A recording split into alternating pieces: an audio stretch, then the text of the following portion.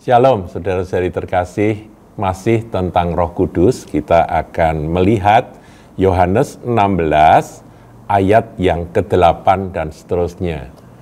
Ini ada penjelasan tentang peran Roh Kudus, pekerjaan dari penghibur itu. Saya bacakan, saudaraku. Dan kalau ia datang, ia di sini adalah Roh Kudus. Ini kata Tuhan Yesus. Kalau ia datang, ia akan menginsyafkan, ada 3 perkara, menginsyafkan dunia akan dosa, kebenaran, dan penghakiman. Nah, kemudian dijelaskan di ayat 9, akan dosa karena mereka tetap tidak percaya kepadaku. Ini yang pertama. Yang kedua, akan kebenaran karena aku pergi kepada Bapa, dan kamu tidak melihat aku lagi. Yang ketiga ayat 11, akan penghakiman karena penguasa dunia ini telah dihukum. Jadi ada 3 perkara yang akan diinsyafkan oleh Roh Kudus sehingga manusia akhirnya menyadari akan 3 perkara itu. Yang pertama akan dosa. Saudaraku, akan dosa, ada orang yang merasa dirinya tidak berdosa, merasa dirinya cukup baik, dan dia tidak butuh Tuhan Yesus. Nah, saudaraku, berita Injil itu intinya bahwa semua manusia telah berbuat dosa dan telah kehilangan kemuliaan Allah. Dan upah dosa adalah maut. Jadi itu inti dari berita Injil, yaitu menyatakan bahwa, hai manusia, siapapun Anda, berpendidikan seperti apapun, lahir dari keluarga seperti apa, nggak peduli, saudaraku. Sepinter apapun, Anda punya IQ 170 atau secerdas apapun, semua manusia adalah orang yang berdosa. Karena firman Tuhan katakan, kita ini dikandung di dalam dosa. Begitu lahir benih dosa itu sudah ada. Memang ada yang buah dosanya itu kelihatan mengerikan, ada yang buah dosanya ya tidak terlalu kentara, tapi sebetulnya sama. Nah, siapa yang bisa menginsyafkan akan orang-orang dunia ini akan dosa, saudaraku? Tuhan Yesus sudah memberitakan Injil, dan dia sudah menyelesaikan akan karya penebusan.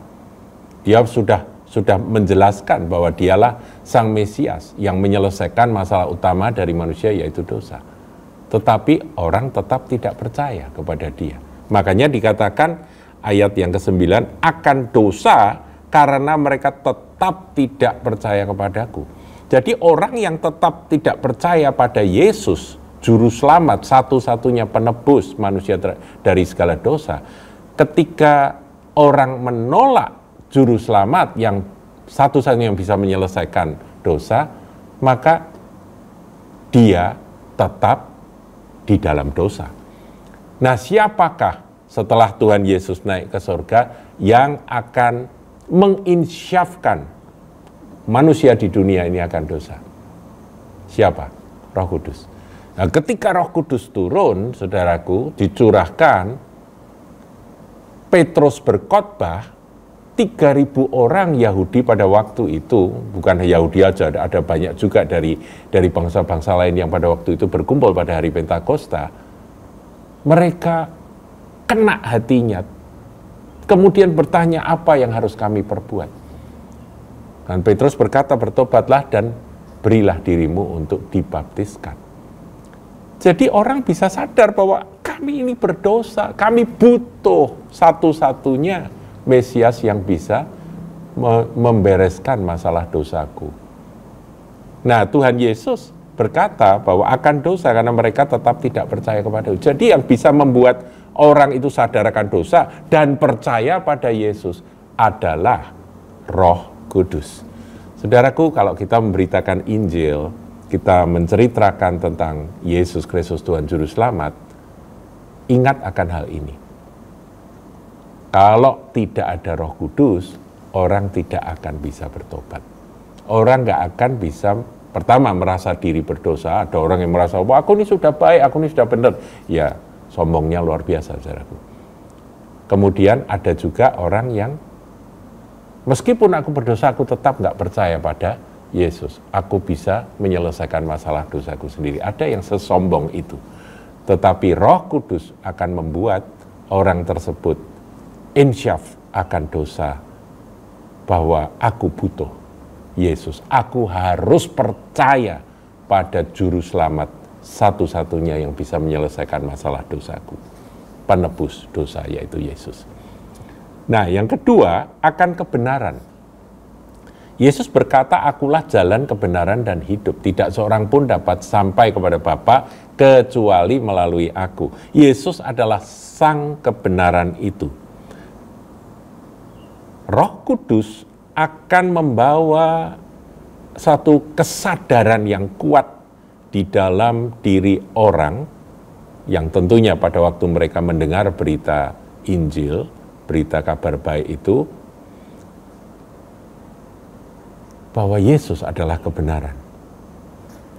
Tuhan Yesus sudah naik ke surga. Pada waktu dia di atas muka bumi, dia masih bisa berkata, akulah jalan, kebenaran, dan hidup. Tapi dia sudah naik ke surga. Kita hanya memberitakan bahwa Yesus Kristus yang lahir di Bethlehem, di kandang Bethlehem, dia yang melayani dan memberitakan, mengajarkan tentang kebenaran, mengajarkan dan memberitakan kabar baik kepada semua orang. Dan kemudian Yesus yang mati disalib sebagai anak domba yang tersembelih, mati di kayu salib, dia harus mencurahkan darahnya. Dan kemudian yang terakhir, dia bangkit dan naik ke surga. Saudaraku, dialah sang kebenaran itu. Siapa yang bisa menyadarkan, menginsyafkan bahwa Yesus adalah sang kebenaran? Roh Kudus. Roh Kudus. Ini saya alami sendiri, saudaraku. Saya ini bukan dari keluarga Kristen, dan saya meskipun sekolah Kristen, tapi saya belum menerima Yesus sebagai jalan, kebenaran, dan hidup. Belum, saudaraku. Jadi masa kecil saya itu ya karena sekolah Kristen ya kenal aja, berita Injil itu masuk begitu ya. Kalau Natal pergi ke gereja. Tetapi saya menganggap bahwa ya kekristenan adalah salah satu dari jalan menuju pada kebenaran begitu ya, jalan ke surga begitu. Ya karena itu yang diajarkan oleh orang tua kami. Kami bukan dari keluarga Kristen. Nah, jadi saya menghargai agama-agama lain itu seperti itu. Saudara jangan salah paham ya, agama itu biasanya memang mengajarkan kebaikan ya, biasanya mengajarkan kebaikan, termasuk agama Kristen. Tetapi ini saya mau bicara tentang pribadi Yesus. Sampai satu hari, saudaraku, saya diinsyafkan bahwa saya berdosa dan saya butuh juru selamat, dan satu-satunya juru selamat adalah Tuhan Yesus yang adalah kebenaran. Saya mencari kebenaran itu apa? Kebenaran itu apa? Tapi sebenarnya kebenaran itu siapa? Ya, jadi kebenaran itu bukan apa, tapi siapa. Kalau saudara jumpa dengan Tuhan Yesus Kristus, maka saudara jumpa dengan sang kebenaran itu. Dan yang terakhir ayat 11 katakan, akan penghakiman karena penguasa dunia ini telah dihukum. Saudaraku, soal penghakiman, ya penghakiman itu benar-benar sesuatu yang membuat gentar ya. Orang itu kalau dengar kata penghakiman itu kan ngeri. Ada orang-orang yang nggak takut sama sekali, atau pura-pura nggak takut, atau saking sombongnya mulutnya ngomong nggak takut gitu ya. Karena dia sehat, dia kaya, dia bisa berbuat apa-apa, dia pinter gitu ya, dia punya banyak orang yang ngefans sama dirinya, sehingga dia merasa bahwa aku ini nggak takut akan hari penghakiman gitu. Tapi Tuhan Yesus berkata bahwa Roh Kudus itu nanti akan membuat rasa gentar di hati. Takut bahwa sebagai orang berdosa akan ada hukuman. Kegentaran itu dikerjakan oleh Roh Kudus. Dan penguasa dunia ini telah dihukumkan. penguasa dunia ini sudah dikalahkan oleh Tuhan Yesus.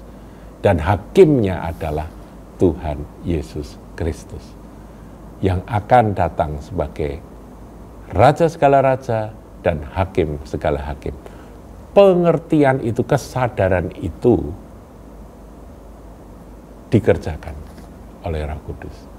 Saudaraku, sebab itu mari kita merindu-rindukan Roh Kudus itu bekerja, sehingga ketika kita melayani akan orang-orang dengan menceritakan tentang Injil Yesus Kristus pada mereka, kita tidak mengandalkan pinteran kita, tidak mengandalkan kefasihan lidah kita, tapi kita mengizinkan Roh Kudus berkarya. Saya akan akhiri dengan 2 ayat, saudaraku, dalam Yohanes 15. Kita mundur Yohanes 15, ayat 26 dan 27. Dikatakan, jikalau penghibur yang akan kuutus dari Bapa datang, yaitu Roh kebenaran yang keluar dari Bapa. Jadi Roh kebenaran itu keluar dari Bapa. Dia bagian dari Allah, ya, dia keluar dari Bapa. Ia akan bersaksi tentang aku, itu ayat 26. Jadi Roh Kudus itu bersaksi tentang Yesus.